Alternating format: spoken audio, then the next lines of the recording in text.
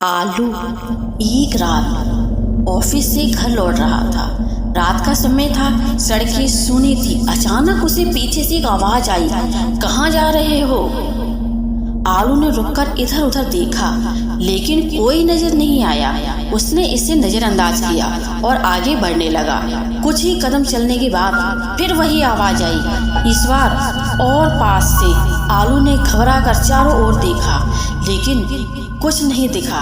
तभी अचानक सड़क के किनारे धुंध से एक चुड़ैल प्रकट हुई। उसकी आंखें चमक रही थी और वह डरावनी हंसी हंसने लगी। तुम मेरे इलाके में क्यों आए? चुड़ैल गरजी। आलू का दिल जोर जोर से धड़कने लगा। उसने भागने की कोशिश की, लेकिन उसके पैर जैसे जमीन में धंस गए हों। चुड़ैल धीरे धीरे उसकी ओर बढ़ने लगी। उसकी हंसी और भी गहरी होती गई। अचानक चारों ओर अंधेरा छा गया और आलू की चीखें उसी में घुल गईं। अंधेरा गहरा जा रहा था और आलू के चारों ओर सब कुछ धुंधला हो गया। वह बेबस खड़ा था, जबकि चुड़ैल धीरे धीरे उसके करीब आ रही थी। उसकी आंखों से तेज चमक निकल रही थी और उसकी हंसी आलू के दिल को दहला रही थी। चुड़ैल ने अपने लंबे नाखून से आलू की ओर इशारा करते हुए कहा, तुम्हें यहाँ नहीं आना चाहिए था। अब कोई बचाने वाला नहीं है और ना ही तुम्हें कोई बचने का रास्ता है।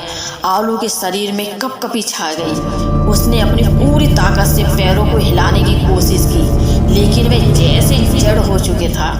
चुड़ैल उसके सामने आकर रुकी और बोली, अब तुम्हारी आत्मा मेरी है। तभी आसमान में बिजली चमकी और हवा के साथ चुड़ैल की हंसी और तेज हो गई।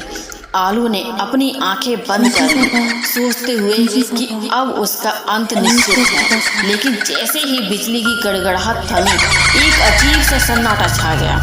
आलू ने धीरे धीरे आंखें खोली और देखा कि एक चुड़ैल गायब हो चुकी थी। वे हाँफते हुए खुद को जमीन से खींचकर बाहर निकाला और तुरंत वहां से भागा।